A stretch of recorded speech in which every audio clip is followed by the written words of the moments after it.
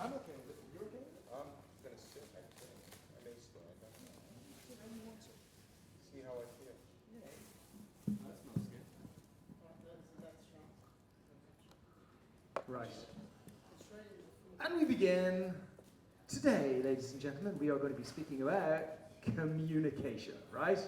So this is going to be crazy interactive. I'm going to introduce Len very quickly and why it's so massively important that he's here. And then I'm going to launch into my usual 10 or 15 minutes on communication. And then I'm going to pass the mic over to Len. And then I am going to be his assistant for whatever he needs to get his message across. Okay? So let's begin with what is the objective of getting our communication right at all? Why is it really important? And I want to bring you back to the first investor festival that we had, which one or two of you were here at. And I remember when we did the investor festival, the very first one, I thought, oh my God, that was the most incredible time we've ever had. We had all of these startups come in, we had all of these investors who were there, and everybody got together and then they all pitched. And then we had the second investor festival where we had more investors and more startups and everybody getting their message across. And we were chatting today, and I said to you, the investor festival, from my perspective today, was shit. Yeah, shit. Right? Yeah. I said it was shit. I wanted it to be nice about it. Yeah, you were going to be more gentle, but I don't, come on, I'm a cage fighter. It was horrible. And it was horrible not because, and look, think about how bizarre this is, right? We had 80 of the top investors in, and look, Len is the most judgmental person in the entire world for other people saying, hey, we're bringing any investors in, right? But we did okay. We had some legit people come through. We had Goldman Sachs come down from San Francisco, right? We had our friends for the Richard Branson thing come down. We had great venture funds like Stage Ventures and 1010 Ventures and people who are looking at the early stage. We had Lincoln Park's new venture fund come through that we know are going to invest in 5 or 10 new companies this year. So if I know we have all of the people who want the money, and I know that we have all of the people, or a lot of the people who are able to provide the money, like why did my mood change so much from where we were at a time 6 months ago to where we are today? And it's the communication. We didn't prepare anyone. We just got all of these people to randomly come in and speak to investors with a view to raising money without telling anyone what the hell it is we're trying to achieve. Yeah, I mean, we know what we're trying to achieve. We're trying to get money. But like, if we were trying to get married to somebody tomorrow, would we send somebody in and say, you've never met this person, you don't know them, don't worry about what you say, it would just come and you've got 30 seconds. No, we wouldn't. We would prepare, right? If we were going for a job, it would be the same thing. And if we're going for an investor, like think about the enormity of what we're trying to do. We're saying to people, we would like to get $500,000 or $1 million from you. You've never met us before. You don't know anything about our company. And I'm just going to pitch you for 30 seconds, and you should be so wooed with what I say that you're going to give us the money. And it just doesn't work like that. And what we saw, thinking back on the pitches, were train wrecks. Maybe like 4 or 5 good pitches, but everything else was a train wreck. Because nobody else really knew what we were supposed to do. We had seen what pitches look like in all of these god-awful pitch competitions, which are all exactly the same. And then we get to a place where we've done our 30 seconds and then we go and then we think what happens next. And even our 7-minute pitches that we did on the Friday, which were way more interactive and way better, they were still train wrecks because we didn't know what we were trying to achieve. A, they were not curated to specifically what you were looking for as opposed to what we could provide, and B, you were not prepared. So I want, for this week, that what we get is to feel really prepared for the art of communication. And the art of communication is not just the spoken word, it's not just what we say to the investors, so it's investors, it's corporations. So I'll tell you, the space next door that I've been talking about for a while, we may sign it this week. The whole market space. Now, assuming we sign that space this week, we've already said we're not going to take any money from any investors whatsoever, right? That's just not our MO yet, not until we are stronger than the investors who come in. So where does that leave us? It leaves us that we got to get money from somewhere. I mean, who's been in the market space?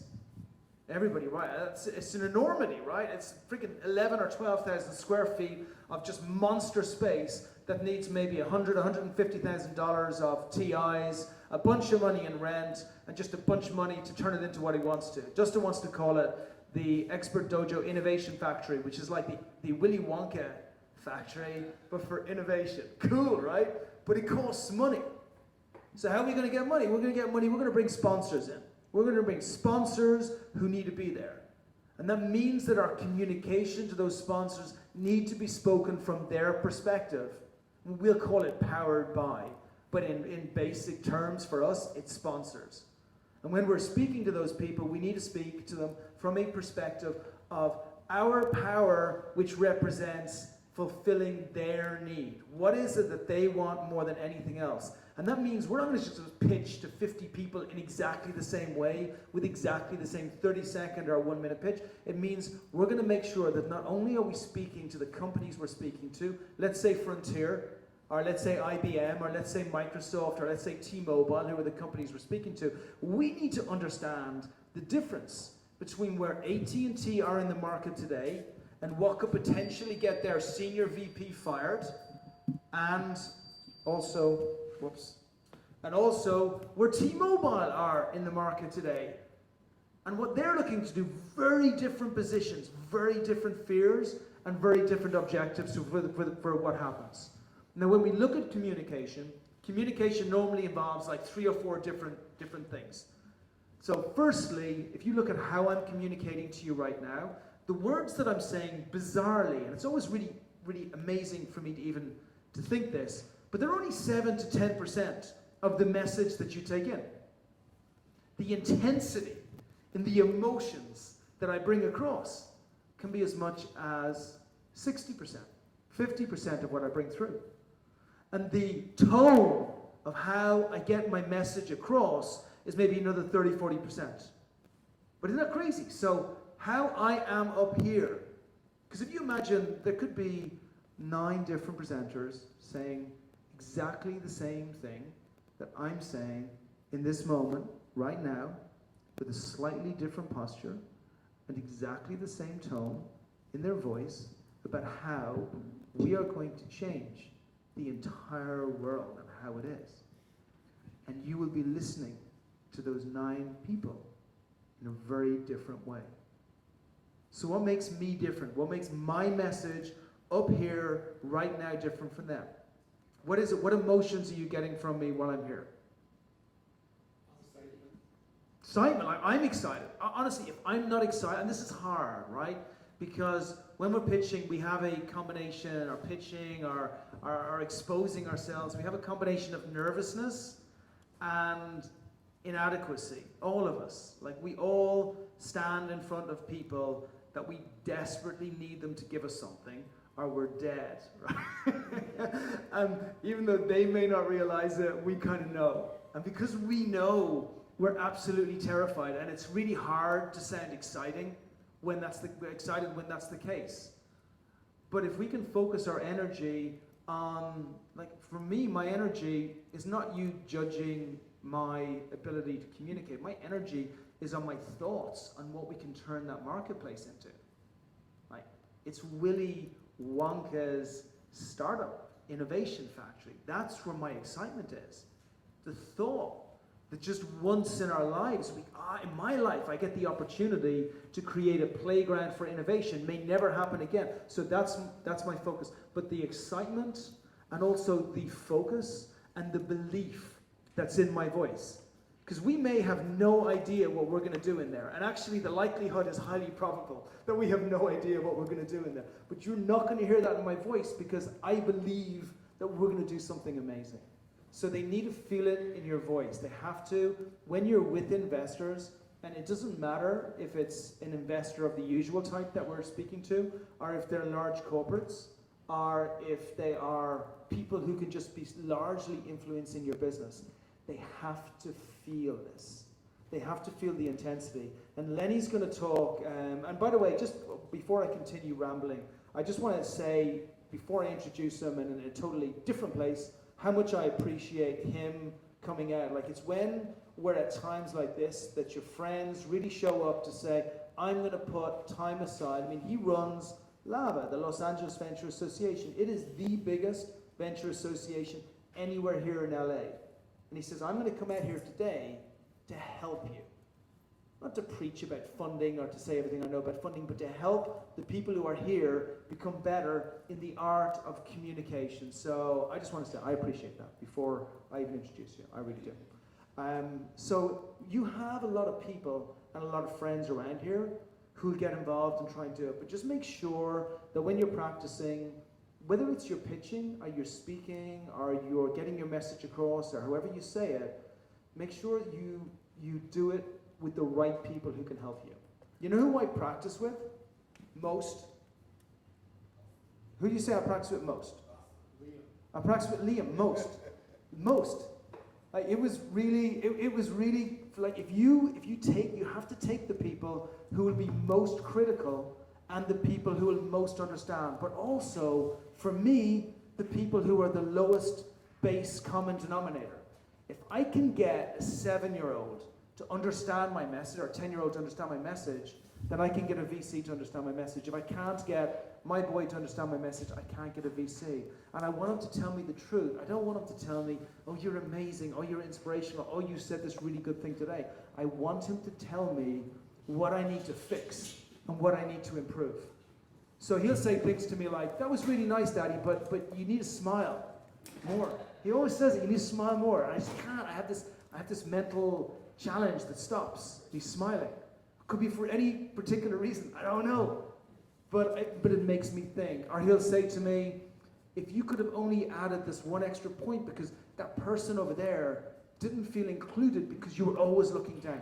So make sure you do that. So, in summary, my top few tips for how you can communicate with the absolute right people is, firstly, find out who the right people are. Like, we generally pitch ourselves, especially when we're in a very innovative environment, we kind of pitch everybody the same, right? We go and we see somebody who's the CEO of Priceline, or we see somebody who's me, or we see somebody who's you, or somebody who's a 10-year-old boy, and we think we have our pitch. And our pitch starts with the problem, and then it goes to the solution, and then it goes to the market size, maybe, and then it goes to maybe some extra things that you'll pick out of that great book, Pitch Anything. And I always say, and I always bring it to groups, but if you haven't listened to Pitch Anything, then you're crazy. Read the book, listen to the book, do the book. It talks to you about your posture. It talks to you about making sure that you avoid being in a toxic environment with the people that you're pitching or that you're explaining your concept to. It speaks to how do you make sure that you are the person of expert within your area, and also how can you put yourself in place. So I don't want to talk about the book. I just want you to read the book because he does it really well, right? Aaron, what is it? Aaron, his last name? Aaron? Oren Claff, yeah. Guy is a rock star, right? So read that book, number one. Number two, research the hell out of your audience and find your right people who are perfect for you. So whether it's some companies that we work with who are going after logistical companies and we find people in that area who understand that they're our lowest hanging fruit, we speak differently to those people than we would talk to other people who may be our family, who may be people who are really involved with us in other areas. That's number one. Choose your people crazy carefully. Thomas does something which I highly respect and is amazing, is like he has people who will help him with certain type of investors, go after those people, and then Thomas will go after other investors himself. It's genius. You want to make sure the ones that you can bring, because the way he explains Helora is unlike how anybody out there else can explain Helora as well. So you want to make sure that you're actually dealing with the people directly and outsourcing the ones who are the right ones to outsource. Thirdly, when you're reaching out to investors in a lot of cases, use us. Like, we're happy on a base level, not to do all of them, but to send some emails out to some people just to say, hey, this is an amazing company who are part of our cohort. We want to do it. And by the way, if we feel you're not, we won't send it out. We'll tell you we don't think it's right. We don't think it's right to, hey, you might need to play with that a little bit. Oh no, you just took that, did you? Okay, cool. Yeah, so if it's not, then we'll tell you. But if it is, then use organizations and people of influence to send out messages for you. Generally, VCs, investors, and everybody else out there, if they get direct emails from people, a lot of times they won't listen. Next, how you get your message across to everybody. And I want to add buyers in here as well, people who are going to take your product, how you position yourself. We had Mike talk about poise last week. It's really funny, since I've been sitting, even at home, just doing emails and everything, I've been correcting my poise a lot. And I'm just strongly suggesting to everyone, your poise, your attitude, the confidence that they see with you, it should shine through. Your words are important, and you should make sure that you get to the message as quickly as you possibly can, but also you want to make sure that the belief and the confidence in your voice comes through as well. So practice. Do practice. Not in front of a mirror. A mirror is no good. Or on your own in a room, it's no good. Or even on tape, it's no good. None of these things are good. Practice to someone really good. Dustin will tell you, like, how many times when I was doing the TEDx talk, like I would sit here in front of Dustin and then they would just laugh at me. And that's okay, because I knew at the end of it, I was going to hear some really good feedback of something that needed to be changed. And then you take that thing that changes, and then you bring it forward, okay? So they are, for me, the really important things. They were the important things for me to learn about speaking. And I've said this many times. 15 years ago, I was terrified to stand in front of any group of people, especially small groups of people. And I would get this advice from people. Oh, imagine you're in a circle of fluffy happiness. Or imagine everybody's naked in front of you. Or the world is a better place than you think. Or everybody pees and craps. We're all the same.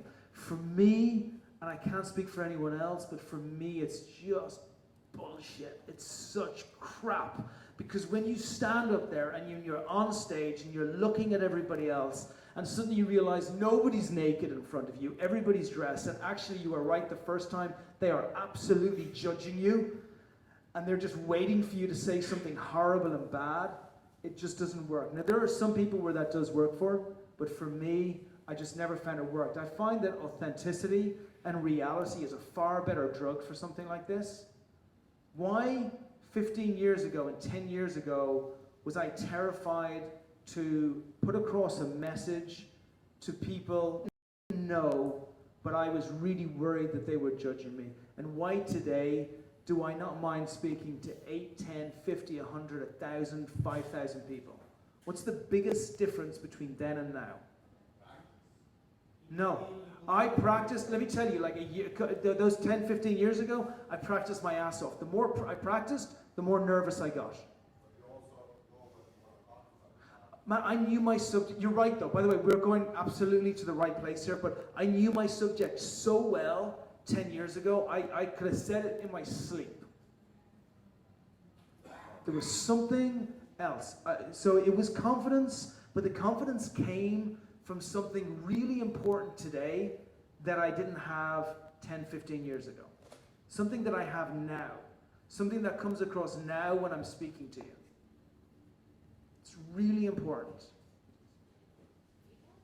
What? Feedback? No, not so much. No. So, but I'm enjoying myself. Why? Because I have a mission, right? This is the difference. This is the only difference. You judging me, whether I think you're judging me, or I think you think you're judging me, or whether I think that you're hoping that I'll do okay for the first 10 seconds, that you don't feel uncomfortable, they're all related to very one-dimensional relationships, which is your relationship with me. While I'm speaking here today, I don't have a direct relationship with you. My mission has an incredibly strong relationship with you. It's really different. It's really different because I don't mind what you think about me. It's not about me. What I really want to do is today, I want to make sure that you walk away with a fundamentally different way of communicating. That you've taken on something which is absolutely new, which may not even be something that you get from me. It could be something from Lenny, or it could be something from you. That is my mission. And then the mission ties into a deeper mission, which is to absolutely change entrepreneurship from its core. So when you move to that place, Tommy, what are you doing with healthcare? Like, you're changing healthcare from its core. Your mission isn't about what do people think about Tommy up on stage talking about healthcare. Your mission is healthcare is so wrong, it is so broken, it is so unfair that so many people are not just suffering today, but dying and just going through misery with horrible deductibles and horrible everything else. This is your chance for something that you bring to the world to really matter. Now, whether it works or whether it doesn't work, whether I change entrepreneurship or whether it all stays the same and it doesn't make any difference, the simple principle that I am here to represent better than what we have today means that you never get nervous. You don't. But you just have to put yourself into that place. What you're doing with autism, come on. It's way bigger than an individual, did I do okay today? It's way bigger than that.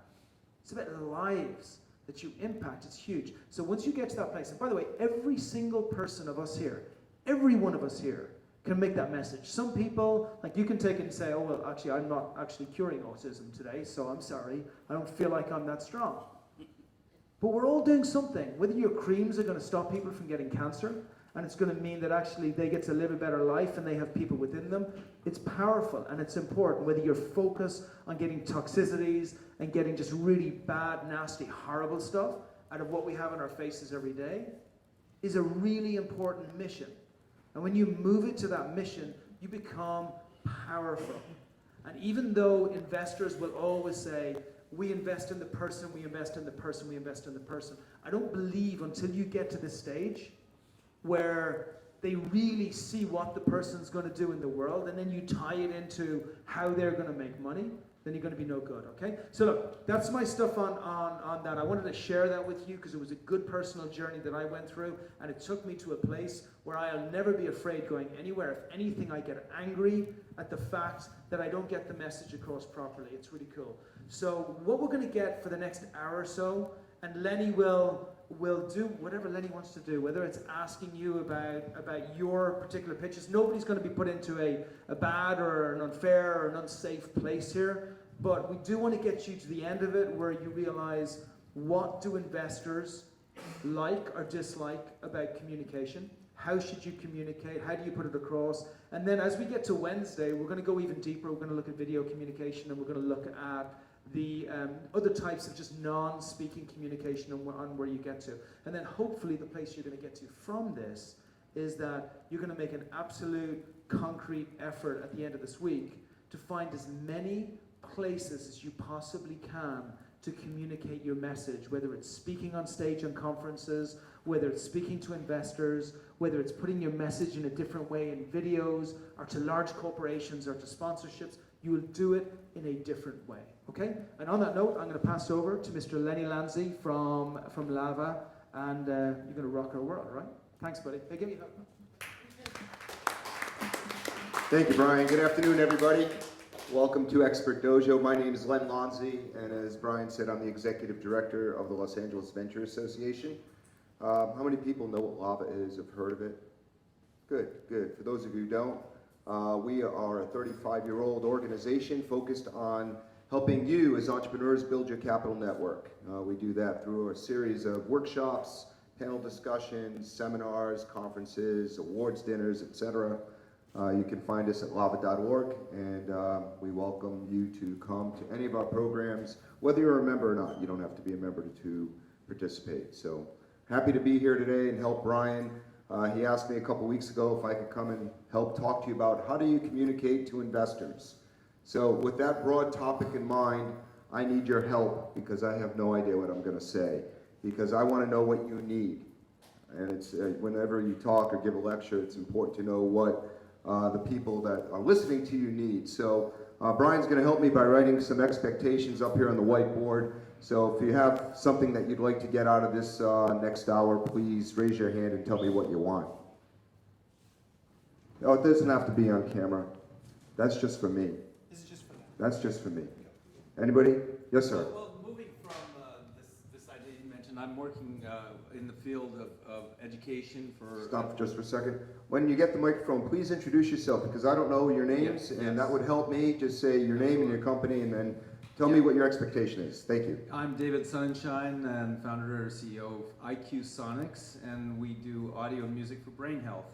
And our first project is to help children with speech delays, specifically in autism. We have a program called Sing and Speak for Kids. Okay. And it's been developed out of clinical Okay. testing. I want to know what your expectation Yes. is for today, please. Okay, our expectation is how to go from that feel good, let's serve the world, to nuts and bolts for dollars and cents, and how to make a business out of that. Okay. How to make a business. That's what I heard. Right over here. Hey, my name is Laura. I'm with lesssonmate.org, education thing for music as well. So when you're talking to an investor, like, how quick do you get to it? I mean, do they want to know, like, hey, man, this is what the world needs, and then they want to go, like, how? Because if you just get into it, What's the discussion look like? Is that what you want to know? yeah, like, Okay. how quickly do they want to know the bottom line, or do they Okay. want to know your vision and then bottom line, or do they want bottom line right away and then? Okay. You got that? All right. Next. What's the best way of getting introductions to investors? Best way to get introductions. Great. Yes, sir. Brian talks about tailoring your talk to the needs of investors. So maybe in your network, what are the different kind of, motivations behind different types of investors? Okay. Tailoring your talk. Tailoring your talk. What's the matter? No, just to make sure. Oh. I need more than one hand. Dustin, you're on microphone duty. Okay, so Taylor. Tailor your talk. Okay, good. Who else? Hey, I'm Nadav from Magnivation, and I'm actually a guest here. How do you pressure an investor to sign today or tomorrow, or not next week, or next month, or the month Okay. after? How do you get that sense of urgency? Yeah. Okay. Any other just general expectations? Yes, sir. Steve Korn, starting a company in patient advocacy services. Okay. So how do you take interest to action? I mean, it's a little similar, but Interest to action. Okay. Thomas? Yeah, from Tom from Helora. I think that all of these are great. I'm trying to spin off them, but the big thing for me is how to fill the top of the funnel. Okay. That's enough to work with for right now, I think. So I want to start off by saying something that, repeating something Brian started with. When you're going out for investment for you and your company, it is like getting married. Absolutely, this is a marriage. And there's lots of different ways to get married. You can do the mail order Russian brides, or people from Southeast Asia, and they come in and then you're married to them, and you don't know what you get. And that's one way of getting investment. Just kind of putting yourself out in the Ethernet, throwing it out, and seeing who comes to the table and invests in you.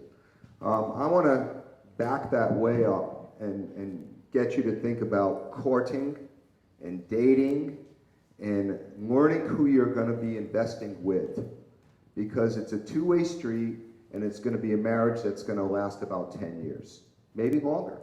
Who knows? If you're lucky, maybe you'll get out real quick, but that typically doesn't happen. So as you think about filling the funnel, and you got to do your homework. You got to find out, well, who's investing in my space to begin with? And you got to start taking notes and looking at competitors, looking at like types of companies in the space. So if you're in the mobile space, if you're in the ed tech space, or if you're in the life science space, look and see who's investing in that area to begin with. Where do you find that information? Crunchbase. Does everybody know what Crunchbase is? Crunchbase is an online database that categorizes investments in the venture capital community and angel community. You can usually look at Crunchbase without logging in, or you can get an account and log in. Tom? Steve. So I've done a lot of that, and my biggest question is, if someone's already invested in something that is in your space, does that make them more likely to invest again? Or do you want to look for someone who hasn't already taken that risk. Okay, so the question is, if someone's already investing in that space, what is the likelihood they'll make a second investment in this space? So we're going to categorize this first by talking about venture capital investors. Okay, because they're different than angel investors, as they're different from family office investors or high net worth individuals. So a venture capital investor is going to invest in a company because they like the management team that's there, and they bring a certain amount of technical expertise to that company. Typically, VCs invest in areas where they have expertise. So if they're into consumer products, or if they're into mobile, they're going to look for companies in that space, and they may take 10 or 15 bets in that space.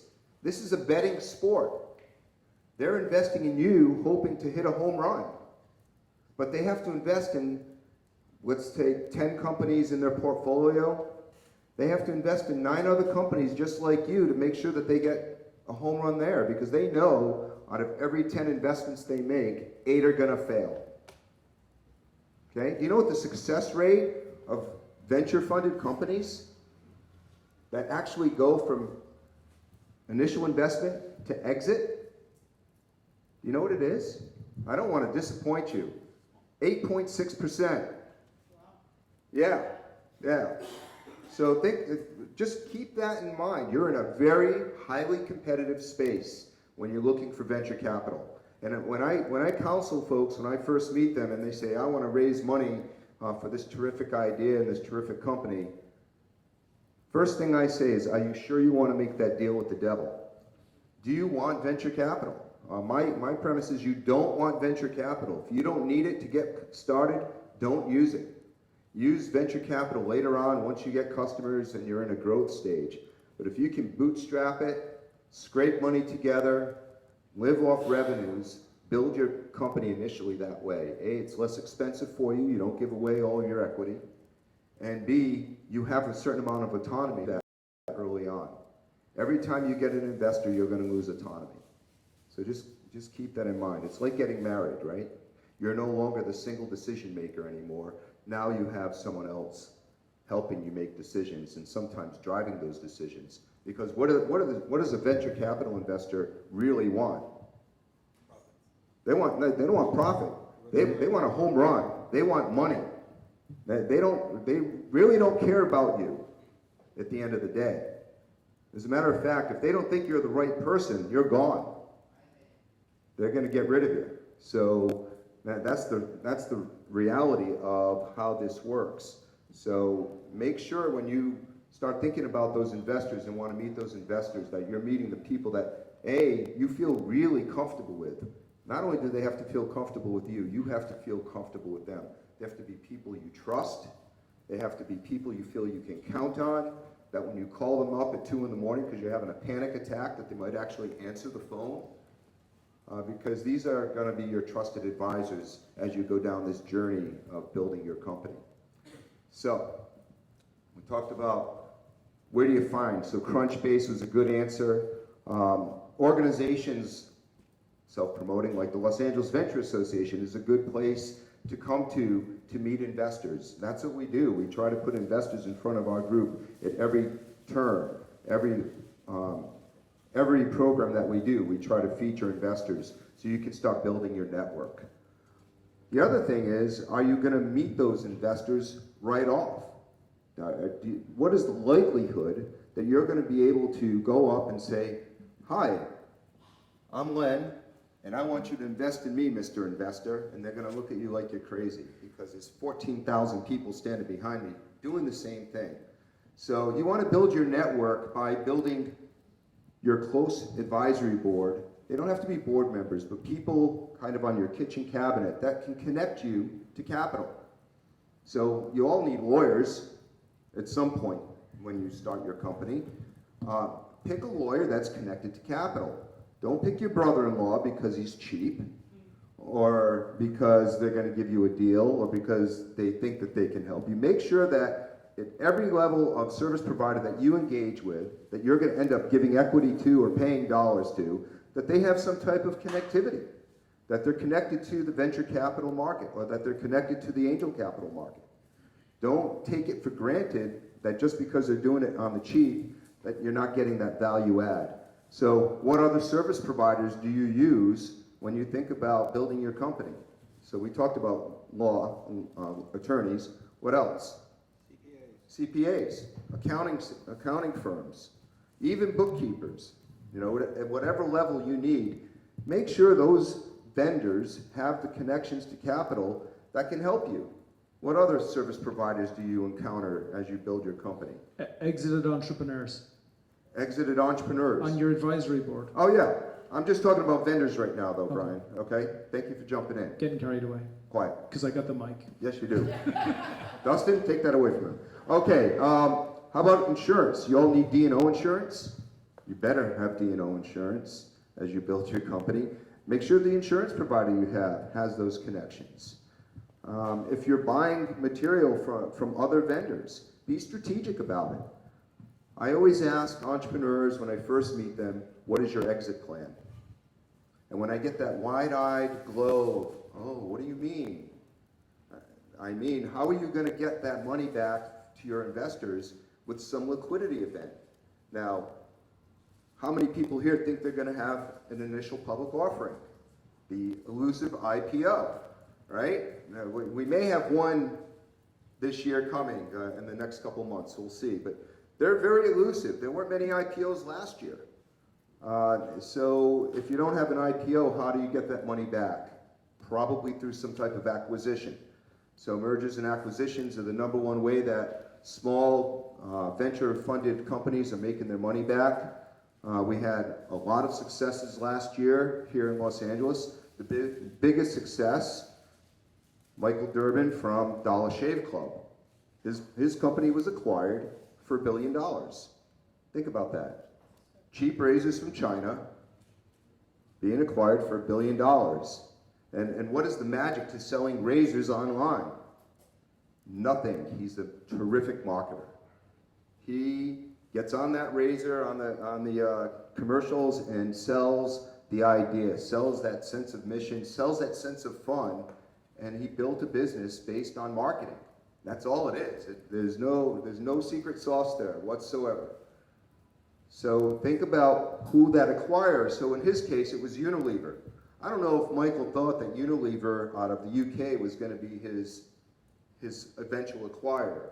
Maybe Johnson & Johnson, maybe one of the big, healthcare companies or, consumer product companies here in the States. But think about who that acquirer could be and think about how you can get connected to them as you build your capital network.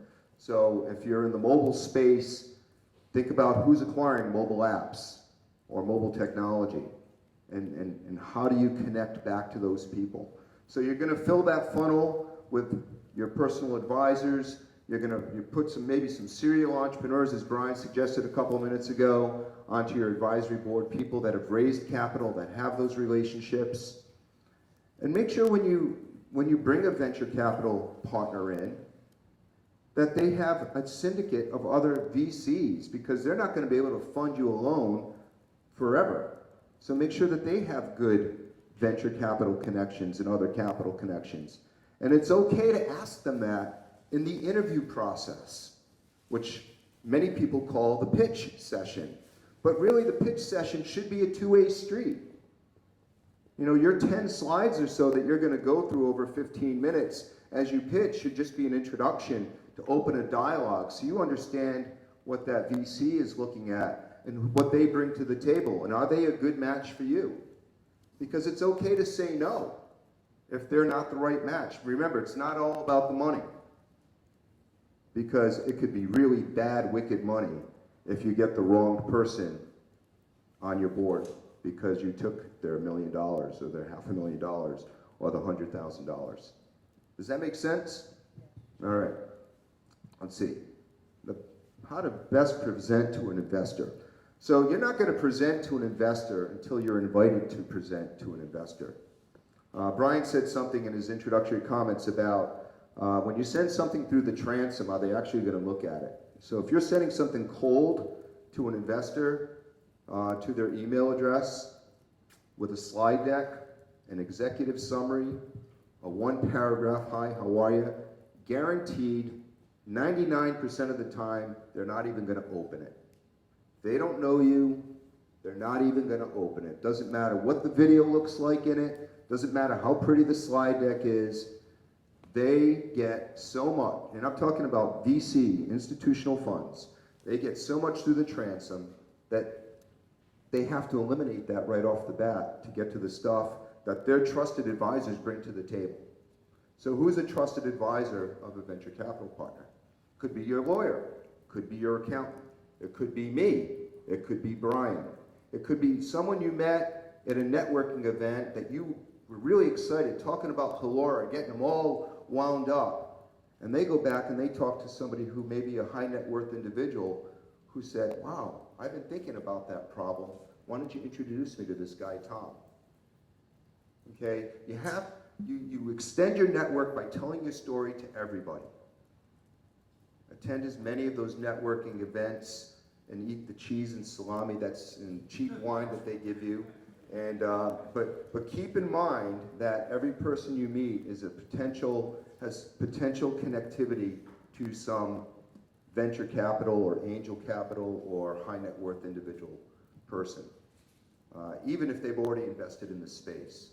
I'm working with a company right now that's got a pretty cool product, and they want to pitch to Pasadena Angels. And Pasadena Angels invested in a competitor of theirs a couple years ago. And the company kind of died.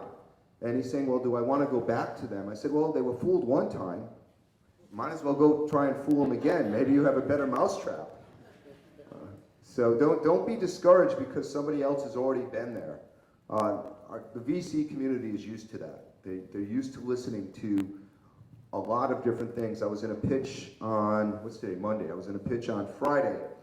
And this was an Italian company pitching to a cadre of 4 veteran angel investors. And in this space, and it was in the human resource tech space, 2 of these guys had co-invested in a company a couple of years ago, and it failed miserably. They went bankrupt. And so they had a lot of good questions that they could ask this entrepreneur about his company because they knew the space really well. Those are the people you want investing in you. People that have been down that road before, who can identify those pitfalls, who can identify potential vendors, potential partners, potential customers. They also know what to avoid. Why did that program go awry? Why did that company fail? You know why that company failed? Number 1, because they had the wrong leadership, the wrong CEO. The CEO wouldn't pivot. The CEO was stuck on the idea that this is the only way that this company can go, and I'm not going to change anything, and it went bankrupt. So, yes, sir. Really quick. Really quick question. You're talking about VCs, and I'm assuming that a lot of this applies to angels as well. So when you're doing your thing, can you point out where it may not apply? What you're saying is different for angels. Sure. Remember, angels function in 2 realities. They function in an angel group reality where there's kind of a group investment from an angel fund. Tech Coast Angels, Pasadena Angels, Harvard Angels, Golden Seeds. Golden Seeds is a women's focused angel fund. So they think very much like an institutional fund. Individual investors think as individuals, so they only have their own dynamic that they bring to the table. So I'll try and point that out as that comes up. So how do you present to an investor after you've had that warm introduction, or even if you met him, say Brian has his own investment fund, and he represents, say, a $100 million fund. He's a general partner in that fund, and you met him today, and you exchanged business cards. The first conversation you would have with Brian is what? What do you think the first things you want to talk to Brian about? How would you do that? Tom, how would you do that? You mean if I'm pitching? If I'm trying No, you're at a networking event. You just met Brian McMahon. He's got, Expert Dojo Investments. It's got a $100 million fund. and you just met him for the first time, what is your conversation going to be? Mostly for me, I just want to connect, see if I can build a relationship by finding out, more about what it is that he does. Yeah. So I can see how it's possible that I might fit with somebody he knows. Yeah, good. Don't pitch him. He doesn't want to hear your pitch in 10 seconds before he hears 14,000 other people who are going to come up and meet him that night. Give him your business card. Try and find something that you can connect with. You can have that idle chit-chat. Oh, where do you live? Do you have kids? Try and find some commonality with these folks. So then, is there something I can do to help that person? What can I do to help Brian as an entrepreneur? What can I'll give you a great example of this. I was meeting with someone earlier on today about doing our events. And I was going through the usual, can you do this? How can you do that? And then she said, oh, did I tell you I was the #2 tennis player? I was a professional tennis player in Turkey. I'm like, oh, really? Because I'm kind of going through a midlife crisis with tennis. I'm getting back to it. So I'm mad geeky into anything that's got to do with tennis. But so now, my next comment to her is, we should play sometime. Like, I have moved way beyond anything to do with the job. Like, if she can play good tennis, honestly, she's got the job. Like, she's good. So to Len's point, this is really, really important to be able to just find, you don't need to become their best friend straight away, but at least make an effort to find out the kind of things that they like, to see if you can get some kind of common bond, right? Right. You can ask a question. What have you seen as the biggest challenge this year? Or what are you looking forward to in 2017? Just to open up the dialogue so you get a sense of where they're coming from. If it's a formal networking group that you're going to, say you registered for an event and whoever organizes that event publishes a list of who's going to be there. If you can do some homework on the people that are going to be there first and actually target the people you want to meet. So, hey, I know I'm coming to Expert Dojo tonight. I pre-registered on Eventbrite for this event, and oh, look, there's a list of everybody who's going to be there. Oh, there's that guy, Brian McMahon. Look up on LinkedIn. What is Brian into? What's important to Brian? Brian, oh, he likes tennis. Or, Brian, speaks this foreign language called Gaelic, or whatever it is. And then when you meet that person, you can talk to something that's relevant to the person you're meeting. And hopefully form some type of bond, something that they'll remember you with. Give them your card, and you can ask, hey, is it okay if I follow up with you in a couple of days? I'd like to send you my executive summary, or you said something about tennis, and maybe a couple days later you see this little thing, oh my God, that person loved Federer, and you send them a little congratulatory note, hey, your guy won the Australian Open. Just connecting with them at that level shows that you care about that person. And as they think about, who am I dating, who am I going to get married to, I want to get married or date people that have some common interest. And while that sounds a little squishy and warm and fuzzy in the business world, these are just people like all of us here. So they have the same needs and desires and want to form relationships with people that are meaningful. And as they say, oh my God, I have to invest $1 million in a company. Do I want to invest it in a company or in a person I don't know well, or someone that's taken some time to get to know who I am? So think about how to build those relationships. And this is not something that happens overnight.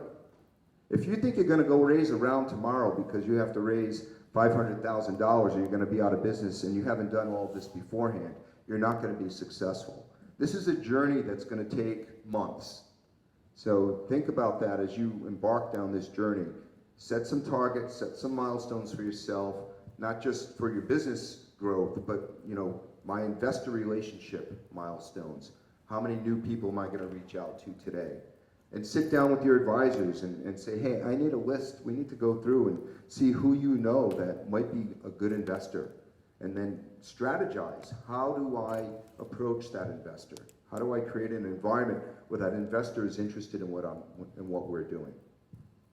Okay? So now, my gosh, Brian responded. He got my email. Thanks. Nadal really deserved to lose that match. It was grueling, but he deserved to lose. And we go down that path, and Brian says, Len, why don't you tell me a little bit about your company?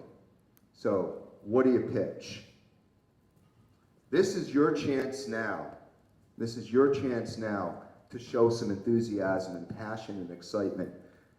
I like it when people describe a problem first, because you gotta set the context of why you're starting this company in the first place. So set the context of why, you know, and I know Hilora a little bit, so why is Hilora important? What problem is that solving in the life science space, in the doctoring space, and how I acquire medical services, and what some of the impediments are. And this is your chance to explain that, and then ask them for feedback, questions.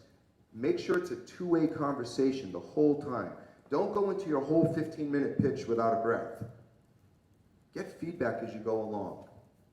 You know, Brian, does that make sense to you? Did I miss anything in describing the problem?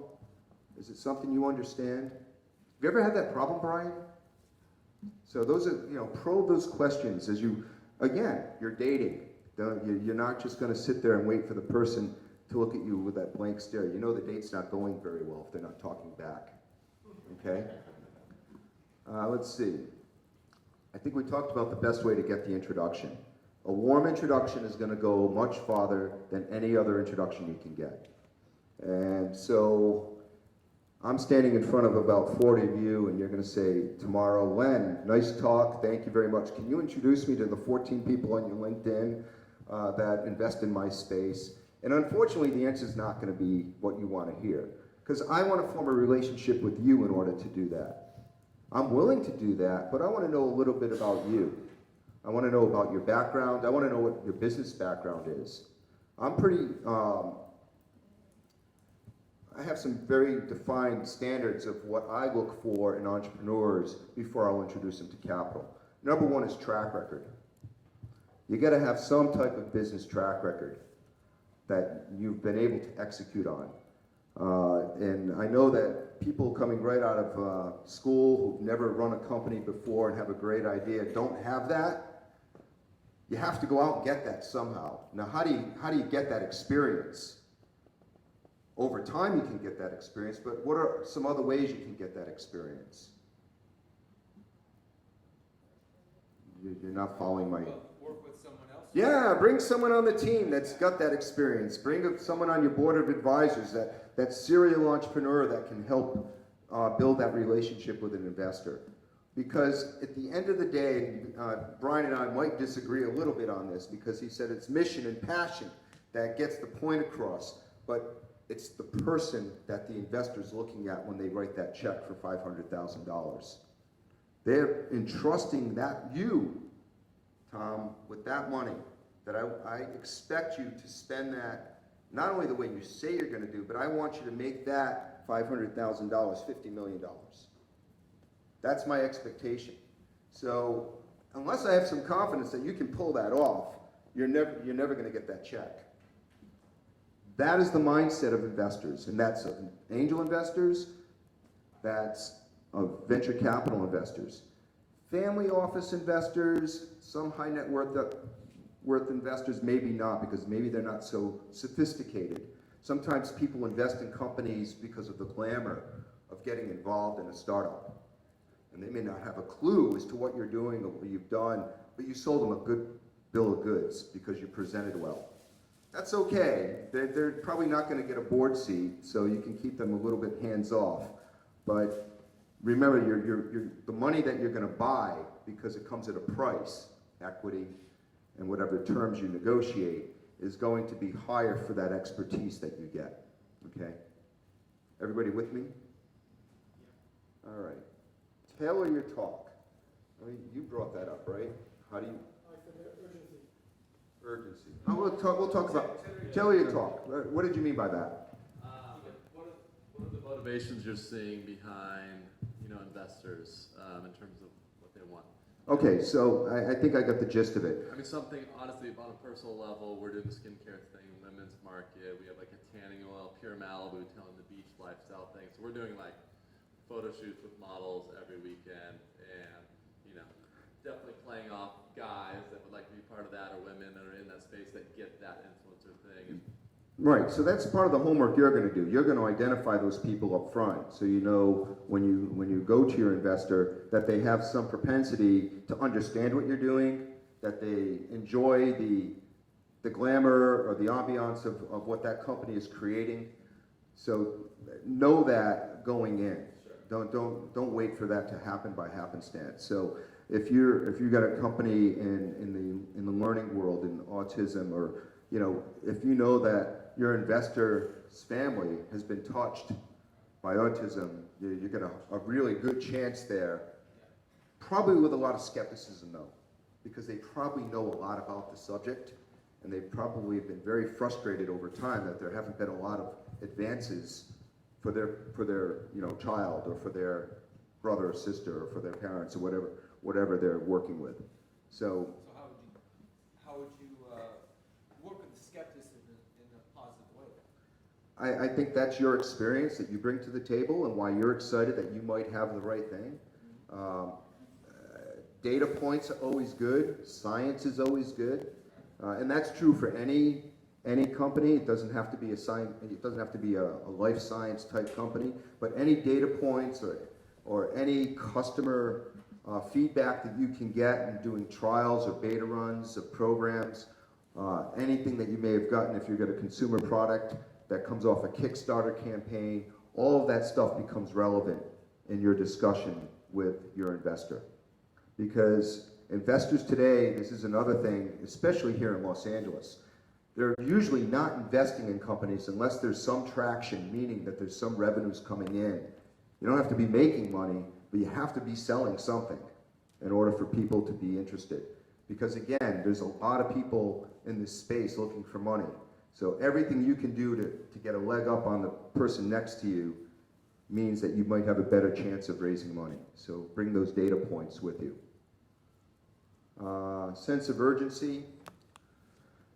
You can't push rope. Just think of that. And, they're on their own timeline. And there's not a lot you can do about that. The best way to understand the sense of urgency is plan beforehand. Set a good plan and work your plan with milestones. And that sense of urgent, you won't feel so urgent because you'll be asking and ready to ask for money at the time that you need it, and the time that you're going to get it. But they're not going to write that check any faster because you ask them to. That honesty always works, by the way, and you can say, look, we're on a deadline with this vendor. We have to make this order. It would be really great if we could close this deal by the end of the month, because that will give us the ability to do this, because we might miss a window and maybe not be able to do that. So it's okay to be honest with investors and let them know what your milestones and what your challenges are, because if they invest in you, they're going to be on your board and they're going to know all that stuff anyway. So it's okay to kind of open the robe and let people in and see what's going on internally. Does that answer the question? Mostly, but the thing I encounter, investors, many times it's better for the investors to invest. I can hear him. Invest tomorrow, or the day after. They want to get the deal, or want to get the second deal, or whatever, right? Because they want to always want you to be further ahead. But you need the money yesterday or the day before that. Right, and it's how you communicate that, first in, maybe they get a better term. You gotta grease it a little bit so they get something for being first in, or for leading the deal. What if, about setting kind of deadlines? Tell them, hey, I'm gonna close the round in a month. You're either in and out or out, from your experience. There's no absolute. I'm not going to say you're in or out. I never leave money on the table. If someone says I'm not going to invest in you until March, damn it, I'm going to wait until March. But I'm going to go back to them and say, you said March, and it's March 30th. So we have one more day to do this, and I was hoping you meant 2017.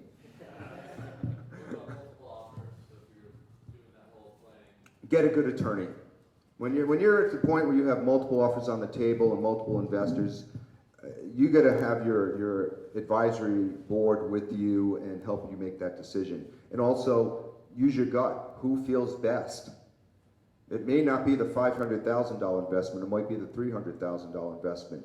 But they may have more money down the line because they have better relationships. Okay. I like what you said, sort of pulling it together. What I kind of pulled out of the two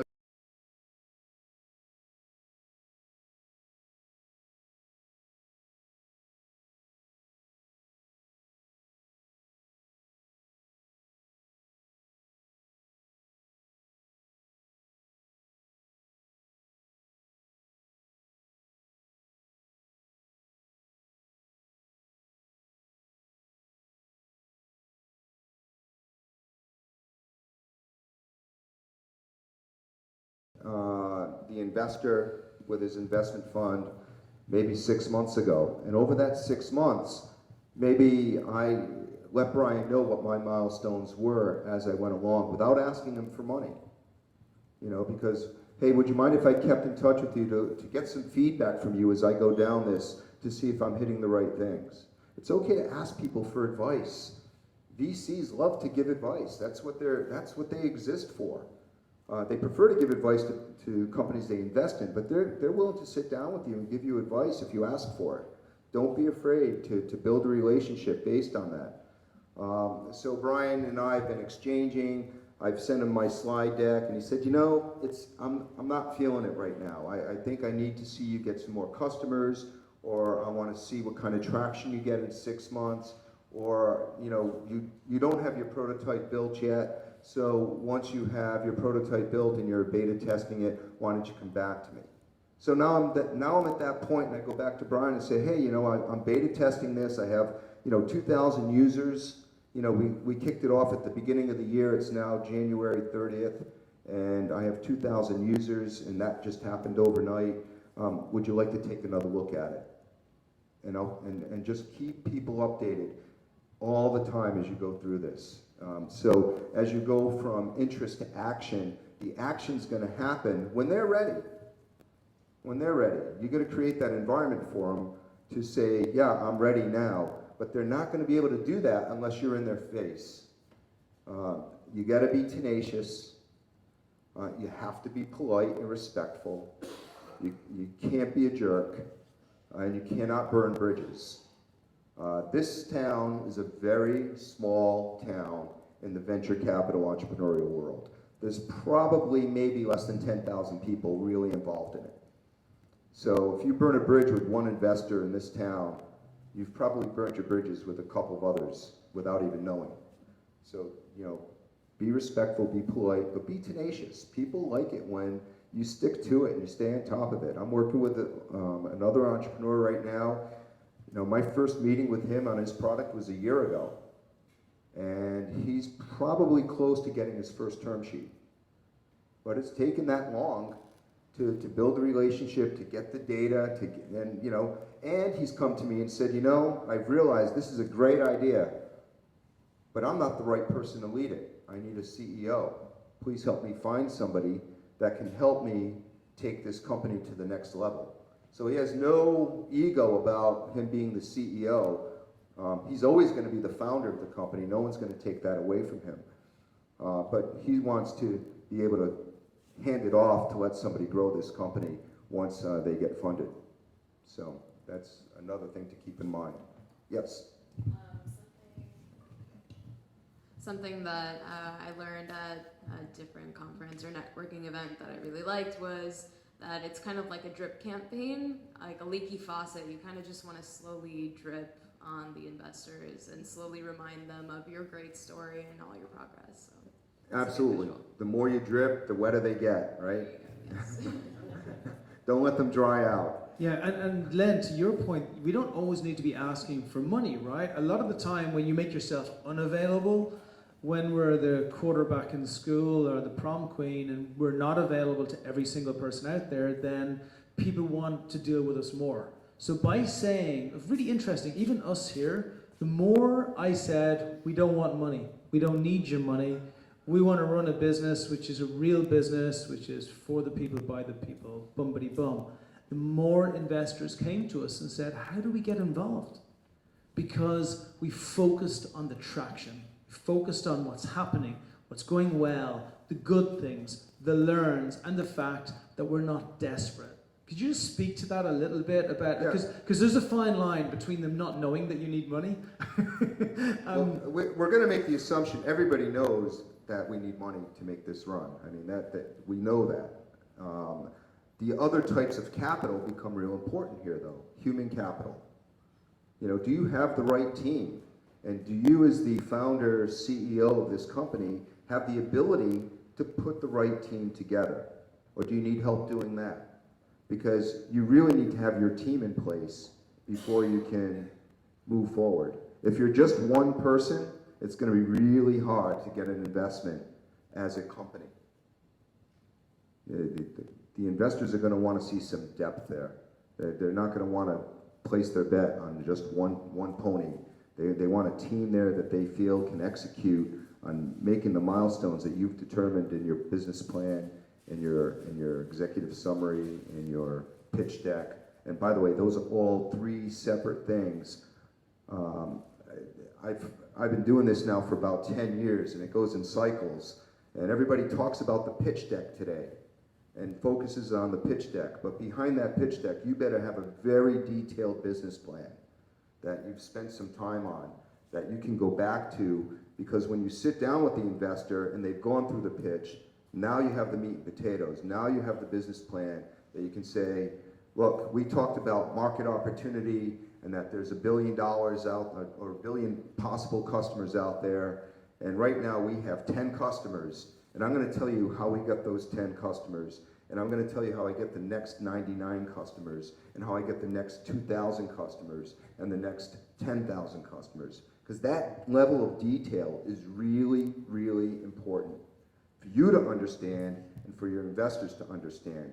Because if they don't feel like you understand how you're going to get to the next benchmark, then they're not going to invest in you. So you need that very detailed business plan. I think sometimes over the past couple of years, that's lost focus. So don't lose focus. Start with your business plan, get a pitch deck from that, and then drill it down to an executive summary. And even the executive summary might be too long. You got to drill it down to a paragraph that can be an opener, a teaser. And then using that drip method, you drip pieces of it to that investor as you hit different milestones. Quick question. Business plan is the same as a marketing plan? No. Okay. A marketing plan is part of a business plan.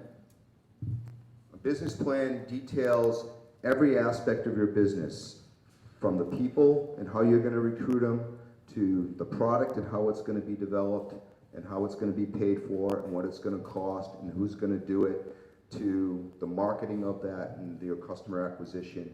And finally, don't leave out the end of it, how I'm going to get my money back to my investors. What is my strategy for sale, or strategy for public offering? Any other comments, questions? I'm yours, so fire away. Can you speak on the differences between, like, the personal preferences of investors, and how all investors are going to be different? All investors are going to like different things, just how you mentioned. I like it when someone speaks on the problem first. Just speak on how everyone has a personal preference at the end of the day.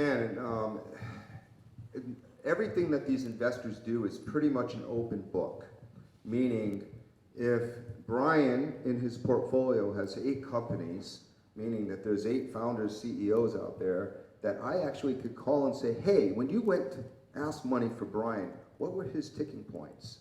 What were the things that made him excited about what you were doing? And if you asked that of 3 or 4 people that Brian invested in, you probably get some pretty good feedback on what that particular investor might have. Don't be afraid to reach out. We're all in this game together, right? And the fact that Brian funded Tom with $10 million doesn't mean that Tom is going to be afraid to tell you that, because Brian still has $10 million more that he's going to want to invest, not in Tom, and Tom knows that, because Brian needs to diversify his portfolio. So, you know, use the portfolio, the people that have already been invested in as a resource. Also people that have exited. Get to know the analysts and the associates in the firm. They're the ones that usually come out to the networking events, passing out the card, I'm from such and such venture firm. They look like they're 20 years old. No offense to people who are 20 years old. But you kind of wonder what kind of business experience do these folks have? Well, they're there just to source deals. They're not making any final determination. But they're saying, wow, you know, this woman's got a really good idea. It seems like she's built a really good team. She has her act together. I'm going to take that information to our next meeting and talk about it and see if there's interest. So those analysts, those associates become part of that funding game. All right. Remember, in sense of urgency, make sure you're asking the right person for the money too, because the associate and that analyst that you probably met at the networking event is not the person that's going to make the final determination on whether they invest.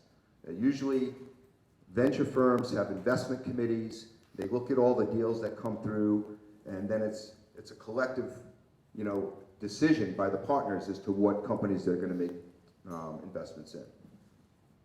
Angel groups, similar. You know, they have a group of people that will team up. Let's talk about angel groups for a second. If you're going to go pitch Pasadena Angels or Tech Coast Angels or Harvard, any of those angel groups, get an internal advocate for you. Get a champion inside that organization that can help shepherd you through their process, that can, in your absence, when they're talking behind closed doors, be your champion for what you're doing. It's really important. That is 9 times out of 10. That's going to make a big difference in whether you get funded by that angel group or not. And high net worth investors, pull out all the plugs. You know, get to know the kids, the spouse. You know, whatever works to get into that sphere of influence. You know, if they're big in some charity, you know, all of a sudden you end up at that same charity event that they're at because you knew that they were going to be there. Be present. Get to, you know, you almost have, this is being taped, I won't say that. You should. It's no worse than anything I say. Almost have a stalker mentality about this. You know, do your homework. You want to know as much about these people before you meet them as you can. And that makes an impression. It's okay to know stuff about people. That's why, you know, the information age is out there. There's no secrets anymore. Any other, yes, sir. My name is Paolo Casarella, and my startup's name is Keto Medical. It's in the weight loss industry and healthcare. So my question is the following: what do you think of cycles in the type of investments that venture capitalists do? I understand the majority of venture capital invest in digital and internet-based and companies because of their growth that can be scaled pretty rapidly. But you know, after the year 2000, the crash, there's always cycles in that. So my question is, right now, despite the fact that there's a lot of unicorns and these type of company, what would be your suggestion for a company that is not internet-based, but it is more like in the physical world, like say in a retail or in a consumer space? I will say that there's investors for every category. Mm-hmm. You just have to know which investors are out there. In the life science space, it's no surprise to those of us in LA, there's a dearth of life science investors in this town. There are just not enough life science investors in Los Angeles to meet the needs of the number of companies that exist here.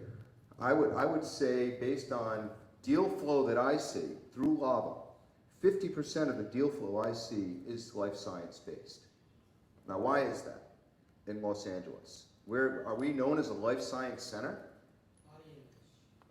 Body image, it actually goes back to dollars and research dollars. If you look at our research institutions in town, at UCLA, at USC, at Caltech, at City of Hope, Cedars-Sinai, Children's Hospital, they're all spinning out technologies. They're all spitting out biopharmaceutical technology and medical device technology and healthcare IT technology. And that is going into the marketplace where there's absolutely no money. But I would say 50% of our deal flow could be life science in Los Angeles. And if you look at the exits over the past 10 years in Los Angeles, IPOs in particular, 90% of them have been in the life science space, in the biopharmaceutical space. They haven't been in the tech space. We had our first 2 big tech exits last year since the dot-com boom of 2000. And that was, what was it, Rubicon and, was it Cars.com or, no, TrueCar. Those are like, those companies exited on their 8th year of inception. So think about that. They started 8 years ago from 2015. So they started in 2007, right before the crash. It took them 8 years to go to exit. You know, all of a sudden now we're seeing a lot of e-commerce marketing exits, mostly through science. So Holler, Society,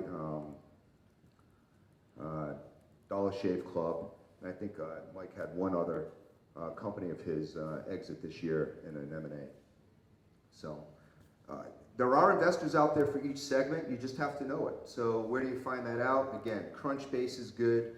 PricewaterhouseCoopers and CB Insights produces a report called the Money Tree Report. And that report segments out by industry, by venture capital firm, by dollars, and by number of deals in each of those categories. So this last quarter, what was the #1 area that was invested in the last quarter of 2016? It was SaaS, or internet. Secondly was mobile telecommunications, consumer products and services, and then healthcare was #4. But that was just one deal for $5 million in the last quarter of 2016. All right? We'll kind of piggyback on that. I'm in the life sciences. Would it be more attractive for investors to see a startup that is like mine, which is very small beginning, or that I should be perhaps looking to associate with a company that's already established and run the money through something like that? What might be the vision from an investor? In the life science space in particular, if I saw an opportunity to partner with somebody and raise money by partnering, I would do that. I wouldn't wait around waiting for one of the Kleiner Perkins or one of the big firms out of the valley come down to make an investment in a small life science organization. I think that's a very difficult proposition, being quite frank. And, you know, Tom has been doing this for a while, and he knows how hard it is in this community. And even if you go down, I'll get to you in a second, even if you go down to Orange County or San Diego, where they're the life science kind of epicenters of Southern California, there's no investors there either. They're dealing with the same type of issues that we're dealing here in LA. We actually have more deal flow than they do aggregately, but you know they're one-trick ponies. Kind of related then, I cross over into ed tech, which was probably close to what you guys are too. Would you say the same thing about ed tech? I think there's an appetite for ed tech. We've seen Blackboard was a company that went public a couple years ago out of the Valley. It was a venture-funded company in the ed tech space. So if it's true education tech, where it's disruptive technology and how kids are taught or how people are taught, I think you're going to have a lot of traction.